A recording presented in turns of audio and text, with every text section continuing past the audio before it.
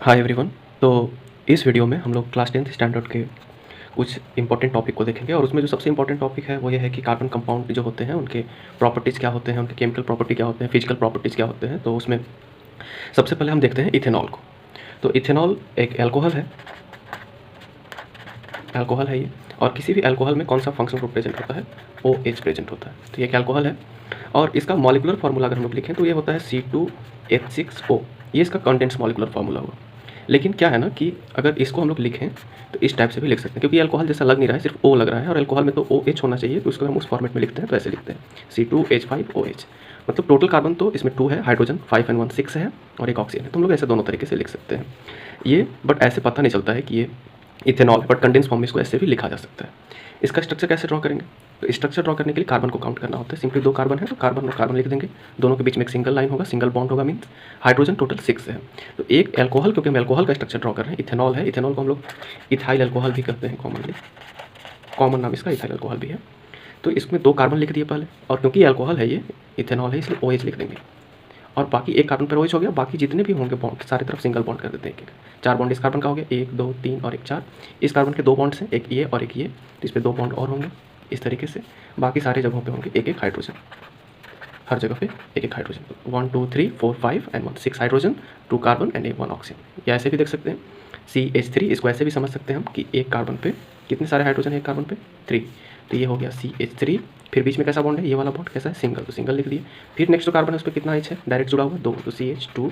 और फिर क्या है? OH। तो इसको ऐसे भी लिख सकते हैं। तो ये इसका स्ट्रक्चर हुआ ओपन चेन। और ऐसे भी हम लोग इसको लिख सकते हैं CH3 CH2 OH, ये भी इथेनॉल हुआ।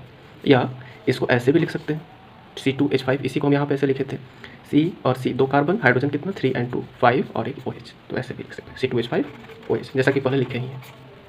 अब इसका बॉइलिंग पॉइंट जो होता है ना वो 78 डिग्री सेल्सियस होता है, वाटर से कम होता है। अगर कैल्विन में सोचें तो कैल्विन में इसका बॉइलिंग पॉइंट होता है 351 कैल्विन।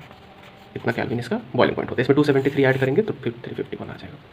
तो ये इथेनॉल हुआ, इसका मॉलिकुलर फार्मूला हुआ, इसका स्ट्रक्चर हो गया ये, और ये इसके बॉइलिंग पॉइंट हुआ। इस 2 तरीके से हम लोग इथेनॉल को लिख सकते हैं। अब इसमें इसका हम लोग नेक्स्ट देखते हैं केमिकल प्रॉपर्टीज़। अब ऑक्सीडेशन ऑफ इथेनॉल या ऑक्सीडेशन ऑफ एल्कोहल। तो इथेनॉल को जब हम लोग ऑक्सीडाइज करते हैं, इथेनॉल को हम लोग ऐसे लिख सकते हैं CH3 CH2OH। या ओपन करके अगर हम लोग लिखें तो इसको ऐसे लिखते हैं, इसी तरीके से हमेशा लिखेंगे हम लोग CH3 CH2, ये 2 H अलग अलग, और ये OH, ये इथेनॉल है। अगर इसको ऑक्सीडाइज करते हैं तो ऑक्सीडाइज होने के बाद, ऑक्सीडेशन करने के बाद, इथेनॉल का जब ऑक्सीडेशन होता है तो कार्बोक्सिलिक एसिड प्रोडक्ट बनता है, और इथेनॉल से जो कार्बोक्सिलिक एसिड बनेगा उसको बोलेंगे इथेनोइक एसिड। तो यहाँ पे फॉर्मेशन होगा इथेनोइक एसिड का। इथेनोइक एसिड कैसे लिखेंगे? तो इथेनोइक एसिड, एसिड में हमेशा एक चीज़ लिखा जाता है, ये C डबल बॉन्ड O और OH, ये हमेशा लिखा जाता है। कोई भी एसिड हो, कोई भी कार्बोक्सिलिक एसिड, तो C double bond O OH ऐसे लिख दिया, और एक बॉन्ड ऐसे। ये हमेशा, इतना चीज़ हमेशा किसी भी कार्बोक्सिलिक एसिड में होगा, डबल बॉन्ड O और OH। ये OH देख के अल्कोहल नहीं समझना है, क्योंकि सिर्फ अल्कोहल में सिर्फ OH होता है, और इसमें OH के साथ एक और CO भी है, तो CO के बगल में OH है तो एसिड है ये। अब इथेनॉल में कितने कार्बन? 2। तो इथेनॉल से जो एसिड बनेगा उसमें भी 2 ही कार्बन होना चाहिए। कार्बन ना तो घटता है ना बढ़ता है, कोई भी अल्कोहल हो। अगर मिथेनॉल होता तो मिथेनोइक एसिड बनता, प्रोपेनॉल होता तो प्रोपेनोइक एसिड बनता, लेकिन कार्बन जो है उसमें कम ज़्यादा नहीं होगा। तो इथेनोइक एसिड में जब हमको पता था कि इसका ऑक्सीडेशन करेंगे तो एसिड बनेगा, तो C OH लिखे, बट एक कार्बन इसमें और होगा, तो एक कार्बन और लिख दिए, और कार्बन से कार्बन को कनेक्ट कर दिए सिंगल बॉन्ड से। इस पर कितने हाइड्रोजन होंगे? 3 हाइड्रोजन होगा, तो कार्बन का 4 बॉन्ड मेंटेन हो जाएगा, तो इथेनोइक एसिड बन जाएगा। इसको कॉमनली हम लोग एसिटिक एसिड भी कहते हैं। तो इथेनॉल का ऑक्सीडेशन करेंगे तो ये बनेगा, बट ऑक्सीडेशन अपने तो नहीं होगा। ऑक्सीडेशन करने के लिए हमको कोई रिएजेंट यूज़ करना पड़ेगा, तो हम लोग रिएजेंट यूज़ करते हैं alkaline KMnO4, potassium permanganate, KMnO4 को बोलते हैं। अल्कलाइन का मतलब ये हुआ कि KMnO4 पाउडर होता है, सॉलिड होता है ये। तो इसको हम लोग अल्कली में, अल्कली का मतलब बेस में, वाटर सॉल्युबल बेस होता है, तो बेस में जैसे पानी में अगर बोलते तो वाटर में भी होते तो एक्वस KMnO4 होता, एसिड में KMnO4 को बोल देते, पाउडर होता है ये, एसिडिफाइड KMnO4 होता। उसी तरीके से अगर बेस में KMnO4 को डिजॉल्व कर देते हैं तो उसको अल्कलाइन KMnO4 कहते हैं, और साथ में उसको कर देंगे हम लोग हीट। तो इससे हीट करने के बाद ये क्या होता है? ये ऑक्सीडाइजिंग एजेंट है, ऑक्सीडाइजिंग एजेंट। तो ऑक्सीडाइजिंग एजेंट क्या कर देगा? एल्कोहल को ऑक्सीडाइज करके एसिड बना देगा। तो एल्कोहल का ऑक्सीडेशन ऑक्सीडाइजिंग एजेंट के साथ ही होगा, ऐसा नहीं कि अपने आप ही एसिड बन जाएगा, ऑक्सीडेशन कराना पड़ेगा, और ऑक्सीडेशन ऑक्सीडाइजिंग एजेंट से होगा, तो ये प्रोडक्ट बनेगा। तो अल्कलाइन KMnO4 का यूज़ करेंगे, साथ में इथेनॉल को हीट कर देंगे, तो ये प्रोडक्ट एसिड बनेगा। अब ऐसे इक्वेशन को बैलेंस नहीं करते ऑर्गेनिक केमिस्ट्री मोस्टली हम लोग, ऑक्सीडेशन रिएक्शन को। अब क्या है एक चीज़ कि इसको ऑक्सीडेशन क्यों बोल सकते हैं? इथेनॉल से इथेनोइक एसिड का बनना ऑक्सीडेशन क्यों है, ये रिडक्शन क्यों नहीं है, या फिर ऑक्सीडेशन क्यों बोल सकते हैं इसको? कैसे किसी को पता लगेगा कि ऑक्सीडेशन है? तो इस कार्बन कंपाउंड में जब ये इथेनॉल था तो इसमें कितना ऑक्सीजन था? इसमें एक ऑक्सीजन था। और जब हमारा प्रोडक्ट ये बना तो इस प्रोडक्ट में कितना सारा ऑक्सीजन है? इस प्रोडक्ट में 2 ऑक्सीजन है, एक यहाँ पे एक यहाँ पे, 2 ऑक्सीजन, और इसमें सिर्फ एक ही ऑक्सीजन था। इसमें 2 ऑक्सीजन है, यानी कि जब इससे ये बना तो ऑक्सीजन एक एक्स्ट्रा इसमें है, तो एडिशन हुआ इसमें, एडिशन ऑफ ऑक्सीजन हुआ, ऑक्सीजन का एडिशन हुआ। और एडिशन ऑफ ऑक्सीजन को क्या बोलते हैं हम लोग, उसको बोलते हैं ऑक्सीडेशन। तो conversion of ethanol into ethanoic acid is an oxidation reaction. Why it is oxidation reaction? Because in ethanol there is only 1 oxygen, but in ethanoic acid there is 2 oxygen atoms, and since there is greater number of oxygen means one can say that in this reaction oxygen atom get added to this molecule, oxygen atom get added to ethanol, and addition of oxygen is called oxidation, because number of oxygen atom is greater in ethanoic acid and addition of oxygen is called oxidation. That's why this process is also called oxidation reaction. ठीक है, अब oxidising agent question में हर बार KMnO4 ही दिया रहे कोई ज़रूरी नहीं है, इसके जगह पे ये KMnO4 के जगह पे हम लोग यहाँ पे ये भी यूज़ कर सकते हैं, K2Cr2O7, ये एसिडिफाइड होता है। K2Cr2O7 जब भी हम लोग यूज़ करते हैं तो एसिडिफाइड यूज़ करते हैं, मतलब H2SO4 में इसको डिजॉल्व करके यूज़ करते हैं। जैसे KMnO4 को बेस में डिजॉल्व करके यूज़ करते हैं, वैसे K2Cr2O7 को हम लोग एसिड में डिजॉल्व करके यूज़ करते हैं। KMnO4 का नाम क्या होता है? पोटेशियम परमैंगनेट, और इसको बोलते हैं पोटेशियम डाइक्रोमेट बोलते हैं इसको। ये पोटेशियम डाइक्रोमेट ऑरेंज कलर का सॉलिड होता है, और ये तो होता है डार्क होता है, ये डार्क पर्पल कलर का होता है, और ये पोटेशियम डाइक्रोमेट ऑरेंज कलर का होता है। तो ये सॉलिड को एसिड में डिजॉल्व करके हम लोग यूज़ करते हैं, अल्कोहल में मिलाते हैं, और इसको बेस में डिजॉल्व करके। अब नेक्स्ट रिएक्शन देखते हैं हम लोग यहाँ पे, डिहाइड्रेशन ऑफ अल्कोहल। डिहाइड्रेशन का मतलब होता है वाटर का निकलना। तो इथेनॉल से वाटर कैसे निकलेगा? तो इसके लिए क्या है कि पहले हम इथेनॉल का स्ट्रक्चर ड्रॉ कर ले रहे हैं। ये ऐसे 3H हो गया, फिर OH, यहाँ पे OH हम इधर भी लिख सकते हैं, इधर भी कहीं भी लिख सकते हैं, एक OH ही लिखना है हमको। तो इथेनॉल में से वाटर निकल जाता है। ये वाटर कब निकलता है? इथेनॉल से वाटर तब निकलेगा जब इसको हम लोग हीट करते हैं, कॉन्सेंट्रेटेड H2SO4 मिलाकर इसमें, और इसको 443 केल्विन पर हीट करते हैं। इस टेम्परेचर पे जब इसको हीट किया जाता है इथेनॉल को, तो इसमें जो OH होता है एक कार्बन का, ये OH और बगल वाले कार्बन का, इसी कार्बन का नहीं, इसके बगल वाले का, इसका H, ये दोनों मिलकर यहाँ से निकल जाता है, H2O बन जाता है। तो ये दोनों मिलकर बन जाएगा H2O। तो बच क्या जाएगा? तो बचेगा हमारे पास ये वाला पोर्सन, ये पूरा पोर्सन बचेगा। तो क्या बचेगा? C के साथ कितना H बच गया? 2H, फिर इस C के साथ भी कितना H बच गया? 2H बच गया। तो ये बीच का बॉन्ड सिंगल नहीं होगा, फिर डबल बॉन्ड हो जाएगा। डबल बॉन्ड होगा तभी तो इसका 2 बॉन्ड इधर, एक इधर, 3 और एक इधर, 4 मेंटेन होगा। ये डबल बॉन्ड होगा। इस रिएक्शन को हम लोग एलिमिनेशन भी बोलते हैं कि वाटर एलिमिनेट हो गया, वाटर अलग हो गया।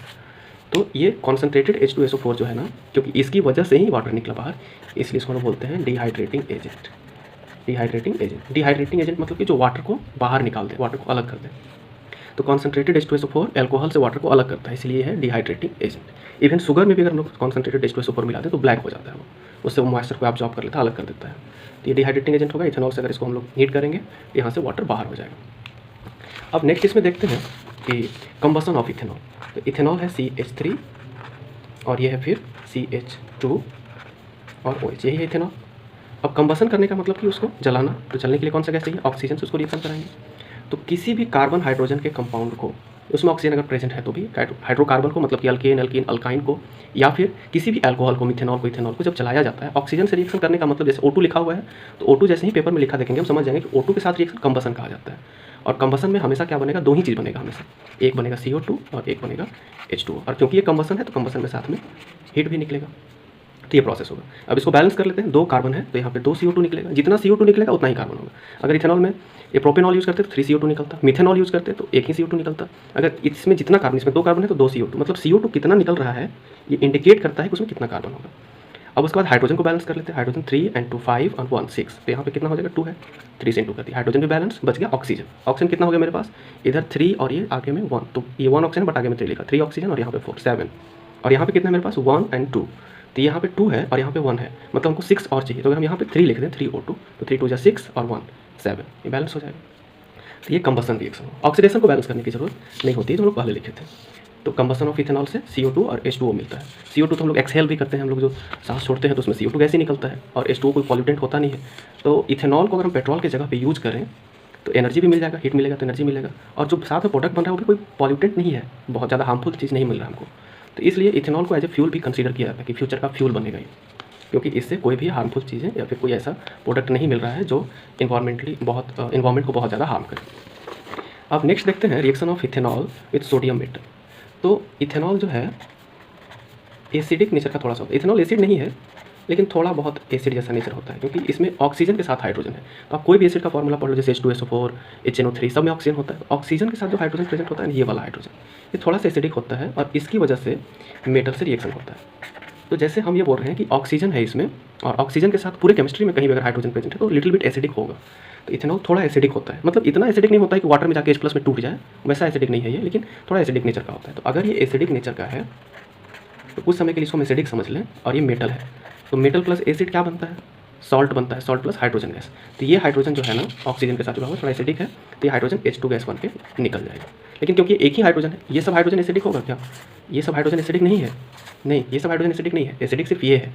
क्यों? क्योंकि ये सब हाइड्रोजन कार्बन से जुड़ा हुआ है, उसकी वजह से ये एसिडिक नहीं लिख रहे हैं हम, ये लिख रहे हैं क्योंकि ऑक्सीजन से हाइड्रोजन जुड़ा हुआ है। तो ऑक्सीजन से हाइड्रोजन जुड़ा हो तो एसिडिक होता है। अगर कंपाउंड एसिडिक है तो एसिडिक कंपाउंड मेटल से रिएक्शन करेगा ही करेगा, और मेटल से रिएक्शन करेगा रिएक्टिव मेटल से तो हाइड्रोजन गैस देगा। तो क्योंकि एक ही हाइड्रोजन यहाँ से निकलने लायक है, एसिडिक ये है, ये सब हाइड्रोजन एसिडिक नहीं है, तो ये सब नहीं निकलेंगे, ये निकलेगा बस। एक निकलेगा तो H2 कैसे लिख सकते हैं? फिर बैलेंस करने के लिए हाफ लिख देते हैं, हाफ H2 प्लस इधर बच क्या जाएगा? ये सब नहीं निकलेगा तो बच क्या जाएगा? एक कार्बन के साथ 3 हाइड्रोजन, फिर एक कार्बन के साथ 2 हाइड्रोजन, ये दोनों बच जाएगा, फिर O भी बच जाएगा, और O के साथ यहाँ पे क्या लग जाएगा? ये मेटल। तो ये प्रोडक्ट बन जाएगा, और इस प्रोडक्ट को बोलते हैं, इसका नाम होता है सोडियम, क्योंकि इसके साथ सोडियम है तो सोडियम इथॉक्साइड बोलते हैं।